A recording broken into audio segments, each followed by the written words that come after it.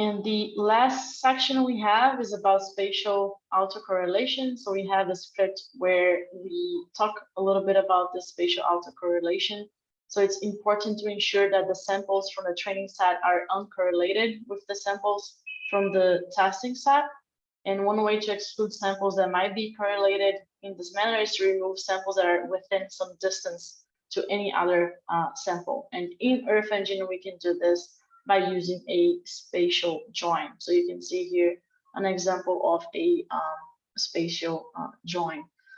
We do this because we really want to use a training set that is each of those points are independent of each other, and in a lot of cases in a classified image or points, if now we're talking about points like reference data, if they're close to each other like in a classified image, usually those points that are in a cluster, they have the same class.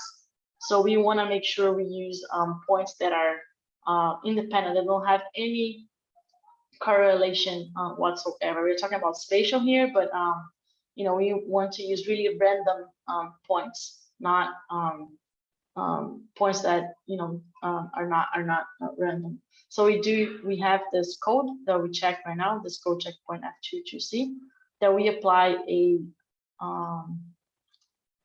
spatial join inverse one into our training set to eliminate points within our training set that are too close to the testing set, because we are training with the training set and classifying the testing set, and we want to make sure they don't have any spatial correlation. So we open here F2.2c,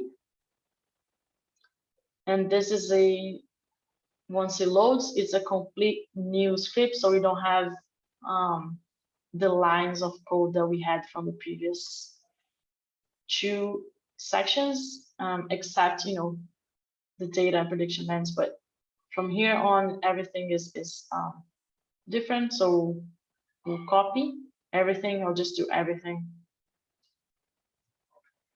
Paste here in this blank script. So again, here importing data, prediction bands, splitting the data as we have done. And then the new part will be here from lines 25 through 35. So what we're doing here, we're creating a spatial, we're doing with these lines a spatial join. So first we create a filter. So here we have ee.filter within distance. So this is a filter that will look into two sets of collections. These could be feature collection or image collection. It could be feature collection with image collection, or feature collection with feature collection, image collection with image collection. In our case, will be both feature collections, right? Because we have our training set and our testing set. They're both points. They're both feature collections.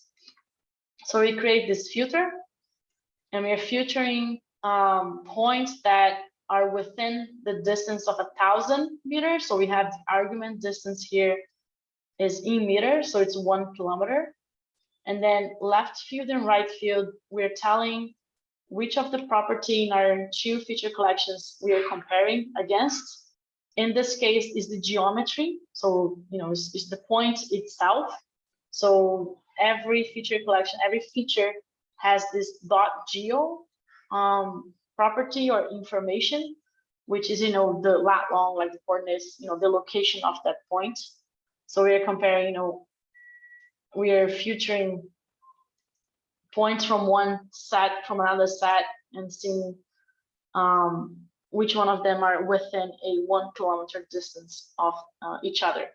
And then here, this max error, this is like a reprojection error. So it's like 10 meters. So we are allowing 10 meters of error for this filter, for this 1,000 kilometer filter. So here we're just saying, okay, we want to filter points in both collections that are within 1,000 meters distance of each other. Okay. And then we use the join in Earth Engine. So we have ee.join, but we have to use an inverted one. And this is because we don't want to filter the pixels that are close 1,000 kilometers from each other. We want points that are far away, at least 1,000 meters from each other. So that's why we use inverted, because here we are getting points that are within this like 1 kilometer distance, but we want points that are far away at least 1,000 meters. And then I create a new variable. So it will be a new training set because I'm filtering, I'm excluding some points. I'm excluding the points that are, in this case, we have join, apply. So that's how we apply a filter to a spatial join. And I have training set. That's the collection that I'm interested in. And then the other collection that I'm comparing against. So testing set. And then the filter that I'm using is this filter that I built here, right here. So I'm saying, okay, within my training set, which points are away at least 1,000 meters from my testing set? And then it's gonna find those points and exclude them, right? So then we have points that are just 1,000 kilometers away from each other, are not like close together. So that's pretty much what it's doing. So if you remember from the first checkpoint, we had a training set with 317 points. After we did, I'm just gonna print this again so you remember. Print training set dot size. This is the size of the training set before this spatial join. And then here is that it is gonna be the size of the training set after this spatial join. So if I run here, you can ignore these other results for now, but you can see that roughly around 60 points were dropped, right? We have 317 and now we have 259. So around 60 points were discarded from my training set because they were too close to points within the testing set. Okay, that's all it's doing. And then the rest of the script here, it's applying that classification using random forest and then getting the metrics from the classification. And you can see that it is, the overall accuracy has dropped a little bit. I remember, I think it was 88%. So now it's 85%. And this is an example that probably the points that were too close to each other were interfering in the true results of the map, probably of the points that were classified. So here we have performed the spatial join. This is a good practice to do when using these training and testing sets to assure that there's no spatial autocorrelation with your training data. So here for additional resources, you can check these Earth Engine user guides. There are ones from just supervised classification, unsupervised classification.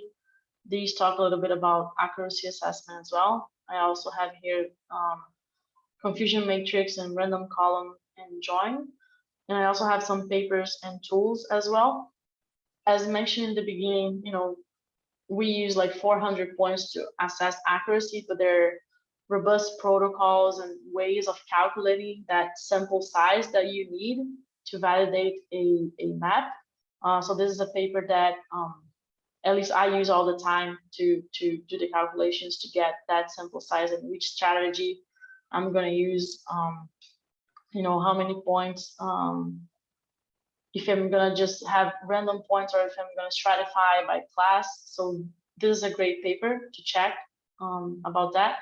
And around that paper, they've also developed this Earth Engine module, you may say, that is called Area 2, that has the complete tools to estimate sample size and calculate accuracy and all of that you need to perform a robust and complete accuracy assessment of an image classification.